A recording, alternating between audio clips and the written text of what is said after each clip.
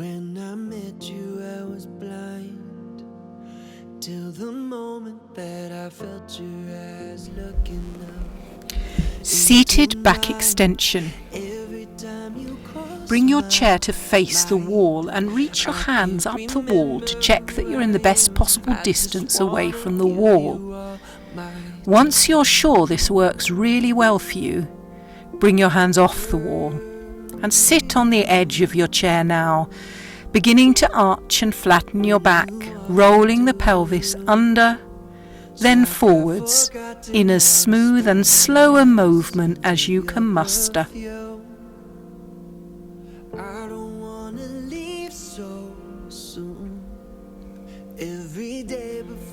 We cannot get into a back bend without being able to tip the pelvis forwards a little. In the case of those of us who tend to overarch the low back, we need to be mindful of getting all the back extension from our already overly flexible low back.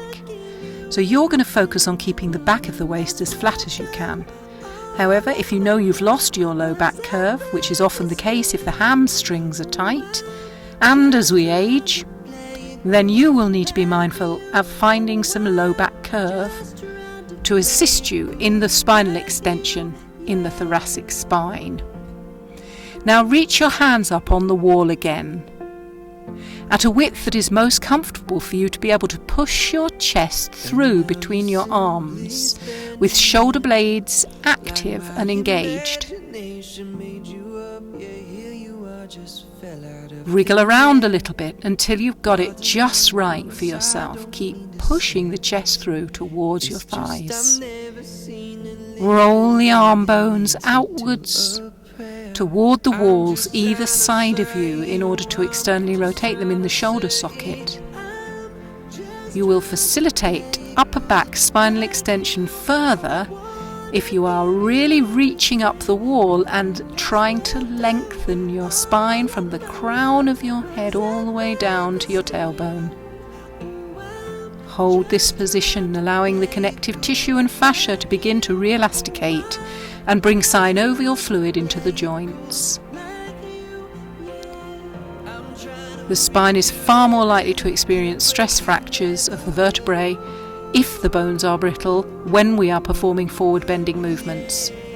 When you see a very elderly person with an extremely rounded upper back, this is because they've experienced one or several vertebral fractures. This can even happen when the person simply coughs. Today then we're going to focus on bringing the back into extension, specifically extension of the thoracic spine, which can sometimes be rather jammed if our posture is bent over for long periods.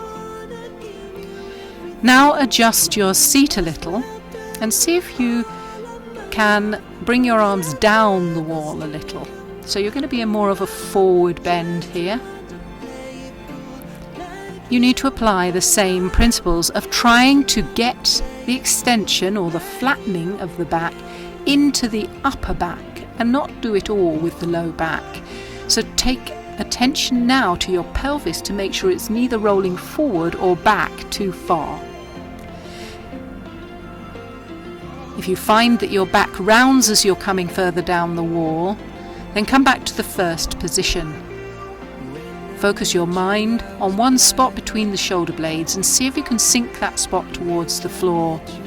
Feel the work going on between your shoulder blades. Keep rolling the arm bones outwards. In other words, turning the armpits towards the walls either side of you so that you can press your chest further forward. The word osteo means bone. The word porosis comes from the word porous. It is this porousness that makes the bone fragile and prone to fracture.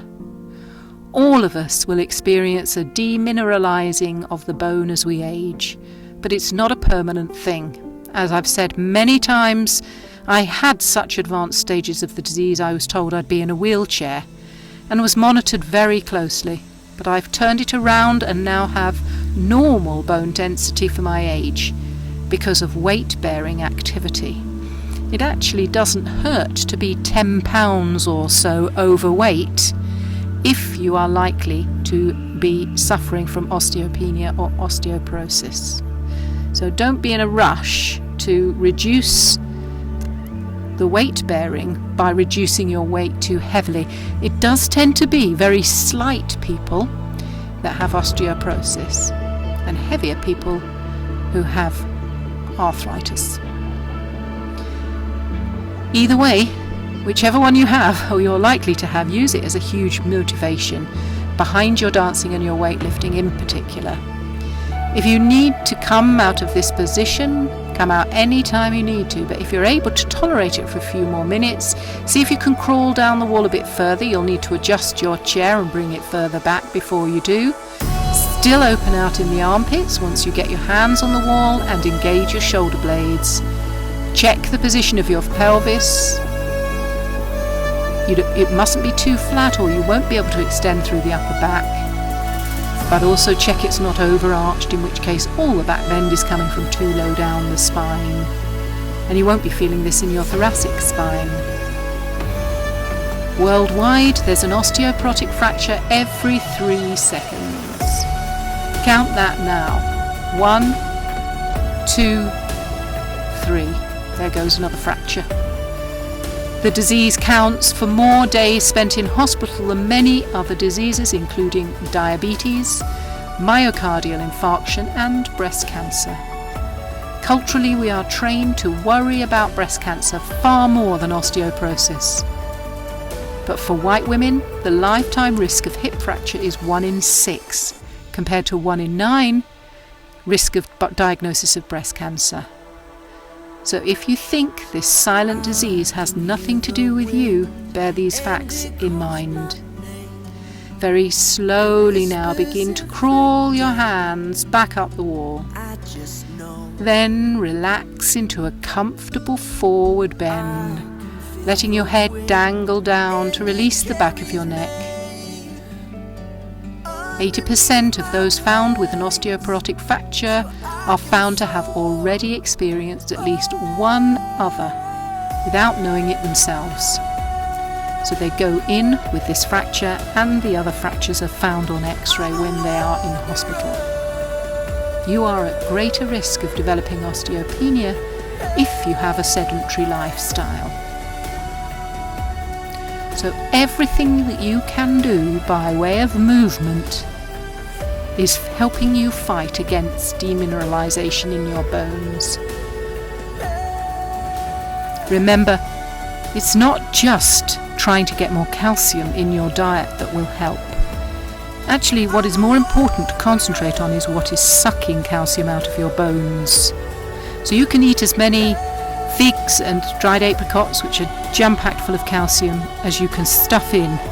But if you're drinking a lot of alcohol, a lot of fizzy drinks, and a lot of coffee, you'll be sucking the calcium out 20 times faster than you're able to get it in your body. So it's worth considering what you could maybe cut down on in order to increase the calcium content of your bones as well. The other thing is to consider hormone replacement if it's offered to you. Even though it may be a worry to you to be on any kind of false hormones, your body does need estrogen and testosterone in order to maintain bone mineral density. When you are ready, bring yourself up into sitting and notice how you feel, especially in the upper back. Is there a sense of elegance and poise? Just take a few moments to breathe deeply into this new space that you have in the upper back area. The lungs now far more able to expand. Just keep your awareness to the breath. Try to extend the distance at the end of the breath before the next breath is taken, that gap, that pause, so that you slow your breathing right down.